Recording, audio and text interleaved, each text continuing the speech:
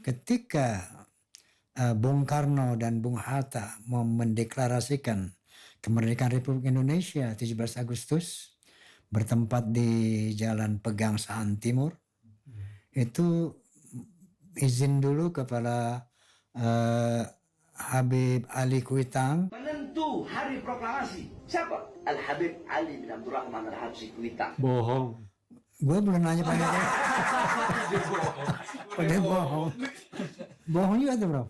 Pasti bohong ya. Pasti bohong. Pasti bohong. Dari mana Prof tahu itu bohong? Bagaimana lah itu Soekarno sudah memikirkannya berpuluh-puluh tahun. Dia berjuang sekian puluh tahun dan dalam situasi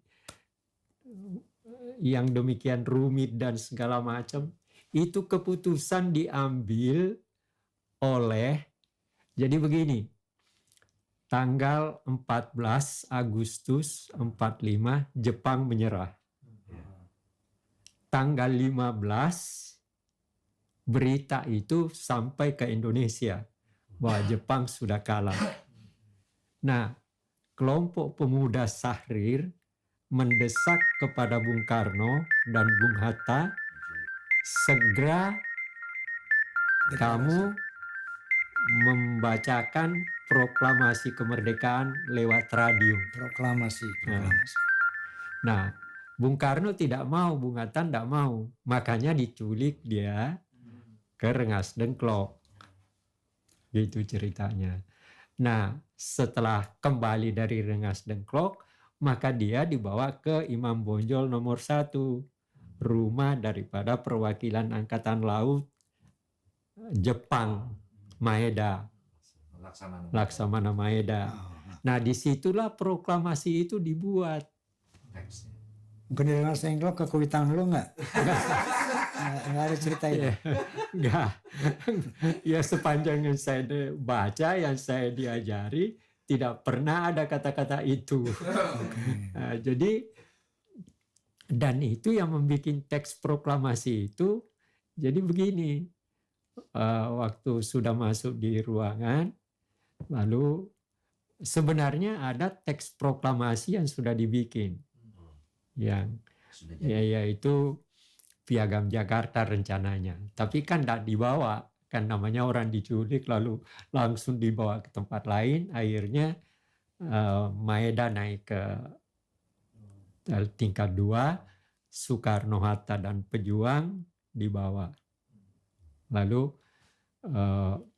Bung Hatta, Bung Karno mengatakan begini, Bung Hatta duduk bersama, terus Bung Karno katakan begini, Anda yang buat proklamasi, Anda yang bacakan teks proklamasi ini karena bahasa Indonesia Anda lebih baik, saya cuma menulis. Jadi penulis yang menulis teks itu adalah Bung Karno, tapi kalimatnya itu adalah dari Bung Hatta. Oke. Seperti itu ceritanya. Tidak tahu apakah ada orang Kuitang di situ, saya nggak tahu. Dekat emang Bang Bonjol Pak Kuitang. Astagfirullahaladzim. Oke. Ada satu lagi Prof yang katanya juga simbol Garuda Indonesia itu juga dari Sultan Hamid. Karena keturunan Nabi Muhammad punya jasa besar membebaskan Indonesia dari penjajahan. Apa buktinya? Lihat lambang negara. Lambang negara Garuda, saudara. Yang membuat adalah Syarif Hamid Al-Gadri dari Pontianak, saudara. Al-Gadri min Ahlul Bait Nabi Muhammad sallallahu alaihi wasallam. Oke, ceritanya begini. Jadi itu sebenarnya diadakan semacam sayembara. Ketuanya kalau tidak salah ingat saya Ki Hajar Dewantoro, lalu Yamin juga mengusulkan, lalu Sultan Hamid. Nah, memang ada 2 kemudian yang dibuat. Nah, yang diterima memang punyanya Sultan Hamid. Gitu.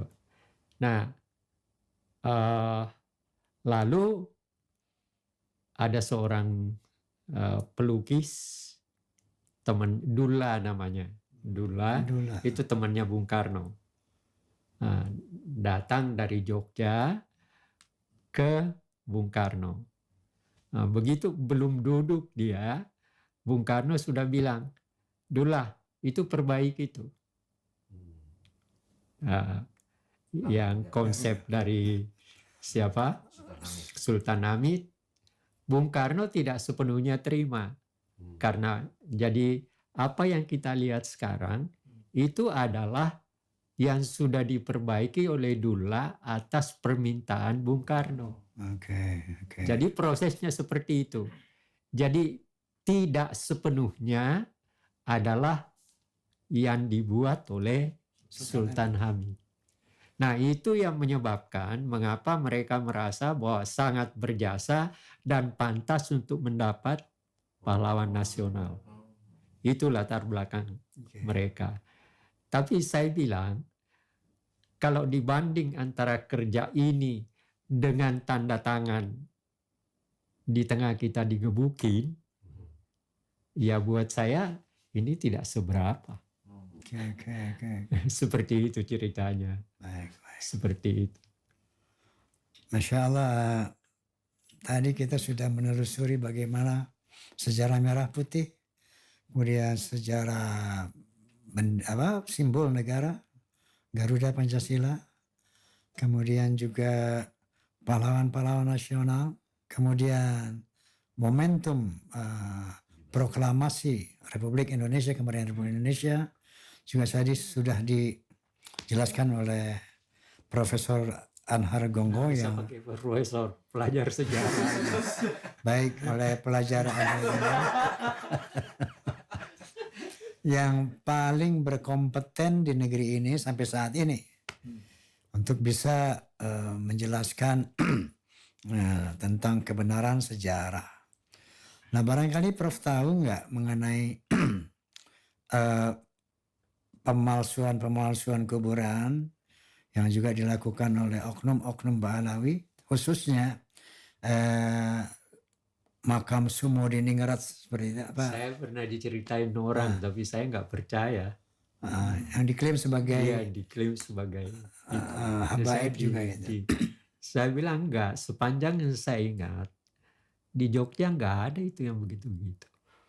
Yang begitu-begitu maksudnya apa? Nah, jadi artinya kalau diklaim bahwa ada orang seperti itu lalu merasa dirinya orang Jogja, apalagi pangeran, lalu kemudian kuburannya itu menurut saya sepanjang saya 11 tahun tinggal di Jogja sebagai mahasiswa, maka saya tidak percaya kalau hal-hal seperti itu ada. Jadi pelajar tidak percaya tentang itu. Enggak. Saya nggak percaya. Saya rasa sudah cukup penjelasan dari pelajar Anhar Gongo yang mengklarifikasi berbagai macam item sejarah tadi. Barangkali masih ada yang mau ditambahkan, Prof? Ya, saya kira begini, sederhana aja. Masyarakat jangan terkecoh oleh hal-hal yang belum tentu kebenaran historisnya ada. Karena mempercayai sebuah peristiwa sejarah itu tidak mudah juga. Karena sejarah yang kita percaya adalah sesuatu yang benar-benar terjadi dan ada sumber-sumber yang dipercaya untuk ketika seseorang melakukan penelitian, maka apa yang tersebar segala macam tentang pahlawan nasional, ya jangan percaya. Masyarakat jangan terkecoh hanya oleh karena merasa dirinya turunan nabi atau apa dan sebagainya. Ya, jangan. Itu merusak pikiran Anda sendiri. Saya berpendapat seperti itu. Baik, pemirsa, cukup jelas pemaparan masa pelajar sih. Profesor Anhar Gongo tentang klarifikasi mengenai faktor-faktor sejarah tadi. Prof,